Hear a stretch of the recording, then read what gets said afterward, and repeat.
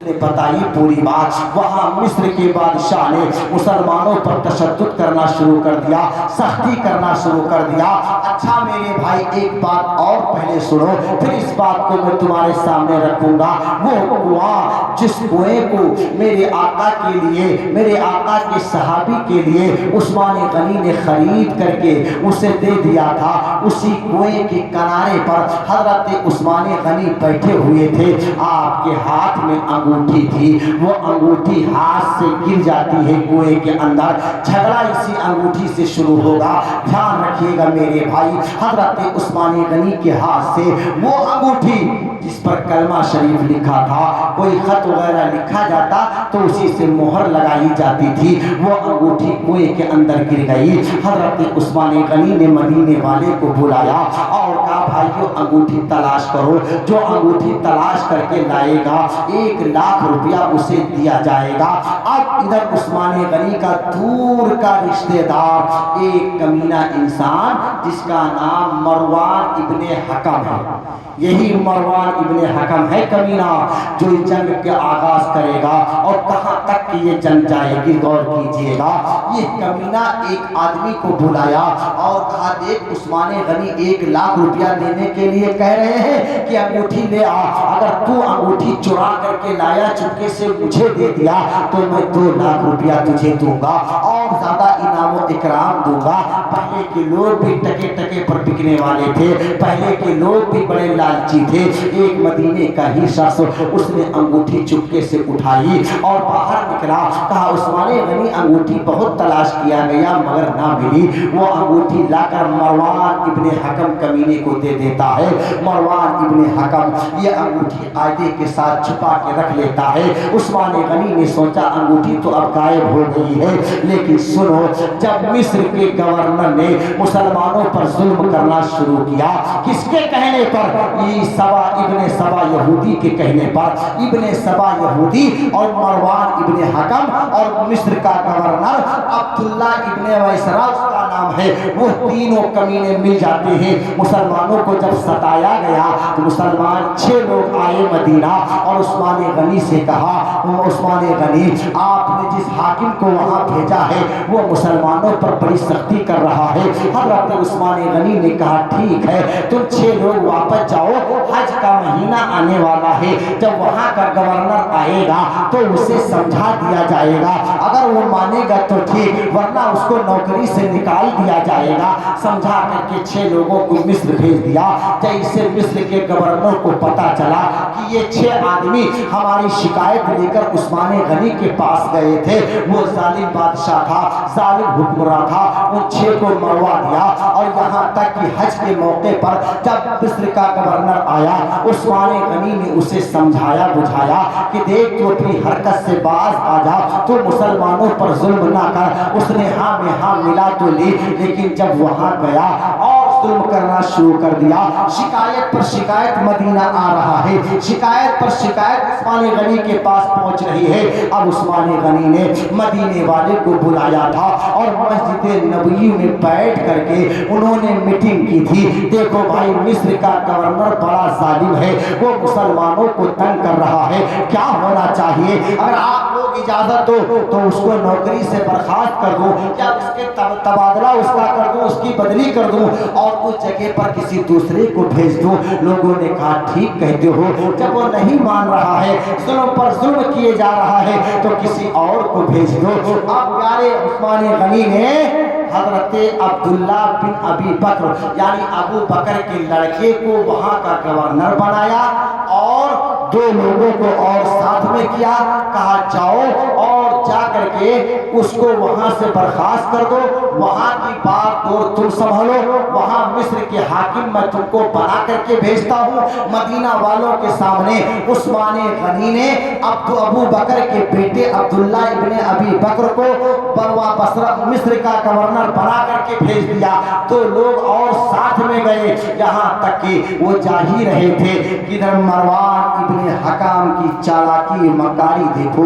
مروان ابن حکم کو جب پتا چلا کہ ہمارے دوست کو نوکری سے نکال دیا گیا ہے، مصر کے گورنر کو معزول کر دیا گیا ہے، ابو بکر صدیق کے لڑکے کو وہاں کا گورنر عثمان غنی نے بنا دیا ہے، ایک خط لکھا عثمان غنی کے نام سے کہ میں عثمان غنی لکھ رہا ہوں، خط لکھا اور لکھنے کے بعد وہی انگوٹھی جس کو چرا لیا تھا مروان ابن حکم نے، اسی انگوٹھی سے مہر لگائی، عثمان غنی کا جعلی دستخط کر دیا، اور عثمان غنی کا جو خاص خادم تھا، نوکر تھا، جس کا نام سانڈلی تھا، اس سے مروان ابن حکم نے کہا دیکھ تو عثمان غنی کا غلام تو ضرور ہے، مگر تجھے میں بہت پیسہ دوں گا اگر یہ خط مصر تک کے تو پہنچا دے۔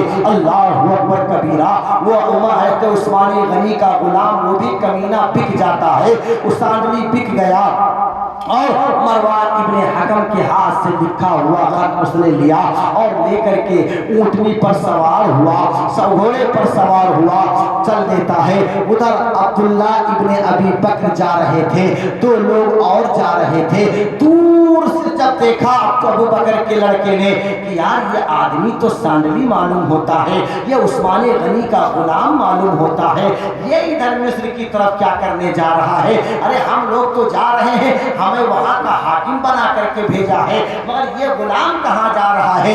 حضرت ابو بکر کے بیٹے نے گھوڑا دوڑا کر کے سانڈلی غلام کو پکڑ لیا، اے کہاں جا رہا ہے؟ مصر جا رہا ہوں۔ کیوں جا رہا ہے؟ یہ خط لے کے جا رہا ہوں۔ یہ خط کس کا ہے؟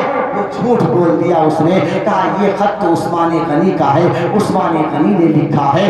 ابو بکر کے لڑکے نے جب اس خط کو پڑھا تو اس میں کیا لکھا تھا مروان ابن حکم نے؟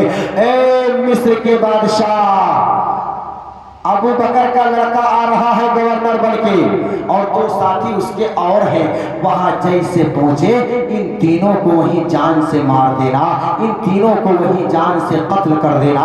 یہ اس میں لکھا ہوا تھا، جبکہ عثمان غنی نے خط نہیں لکھا ہے، خط لکھا ہے مروان ابن حکم نے، مگر مہر لگی ہے انگوٹھی کی۔ ابو بکر کے بیٹے بگڑ جاتے ہیں کہ جب عثمان غنی نے مجھے حاکم بنا کر کے بھیجا تو مجھے مارنے کے لیے بھیجا، مجھے مروانے کے لیے بھیجا، مجھے مرنے کے لیے وہاں بھیجا۔ دیکھو دیکھو، اگر خط انہیں دینا تھا تو مجھ کو دیتے، میں وہاں کے حاکم کو دے دیتا، اس خط میں میرے خلاف لکھا ہوا ہے۔ سانڈلی کو پکڑا اور دونوں ساتھیوں کو لیا، سیدھے مدینہ واپس آ گئے اور جمعہ کے دن لوگوں کو اکٹھا کیا اور وہ خط نکال کر کے مدینے والوں کو دکھایا، دیکھو عثمان غنی نے میرے ساتھ دغا کیا ہے، جبکہ دغا مروان ابن حکم کمینے نے کیا ہے۔ عثمان غنی کے ہاتھ، عثمان غنی کا دستخط تھا، عثمان غنی کی مہر تھی، عثمان غنی کا غلام تھا، عثمان غنی کا گھوڑا تھا۔ اعلان کیا گیا، سارے لوگ عثمان غنی سے پوچھنے لگے، اے عثمان غنی یہ بتاؤ یہ گھوڑا کس کا ہے؟ یہ گھوڑا تو میرا ہے۔ یہ غلام کس کا ہے؟ یہ غلام بھی میرا ہے۔ یہ انگوٹھی کی مہر کس کی ہے؟ یہ مہر تو میری ہے، مگر تمہیں معلوم ہونا چاہیے تھا، یہ انگوٹھی تو کنویں میں گر کر کے غائب ہو گئی تھی۔ کہا جب تمہارا گھوڑا ہے، تمہارا غلام ہے، انگوٹھی کی مہر بھی تمہاری ہے تو لکھائی بھی تمہاری ہے، یہ دستخط بھی تمہارے ہیں۔ اب مدینے والوں نے، کچھ لوگ کہتے تھے نہیں نہیں یہ عثمان غنی ایسا نہیں کر سکتے، کچھ لوگوں نے کہا نہیں عثمان غنی نے ہی چال چلی ہے۔ اللہ اکبر کبیرہ، حضرت عثمان غنی ذوالنورین پر الزام لگا دیا جاتا ہے، یہاں تک کہ عثمان غنی نے جب دیکھا کہ بوال زیادہ بڑھ جائے گا اپنے کمرے میں چلے جاتے ہیں۔ آپ کے ساتھ آپ کی بی بی حضرت نائلہ ہے اور میرے بھائی سب لوگ کمرے گھر کو گھیرے ہوئے ہیں، سب بوال کر رہے ہیں، سب آپس میں چینی گوئیاں کر رہے ہیں، شور و گل ہو رہا ہے۔ ایک دن گزرا، 2 دن گزرا، 3 دن گزرا، 4 دن گزرا، یہاں تک کہ 1 ہفتہ گزر جاتا ہے۔ جب 7 دن پورے ہو گئے، وارث عثمان غنی کل جب تم مدینے میں آئے تھے، مسجد کی زمین خرید کر تم نے اللہ کے نام پر وقف کیا تھا، کنواں خرید کر کے نبی کے نام پر وقف کر دیا تھا، آج مدینے والے آپ کی بڑی قدر کرتے تھے، آج آپ کے دشمن دشمن بن گئے۔ عثمان غنی 7 دن تک اپنے گھر کے اندر رہے، پھر جھانک کر کے دیکھا، کہا این علی کہاں ہے علی، این الحمزہ کہاں ہے حمزہ، این سعد بن ابی وقاص، یعنی تمام صحابہ کرام کو آواز دیا۔ اللہ کی مرضی اس وقت کوئی موجود نہ تھا۔ مولا علی جب آئے تو پتہ چلا، تو مولا علی سے لوگوں نے کہا اے آج عثمان غنی آپ کو یاد کر رہے تھے، پانی مانگ رہے تھے، وہ پانی کے لیے آج ترس رہے ہیں جنہوں نے کنواں خرید کر لوگوں کو دیا تھا۔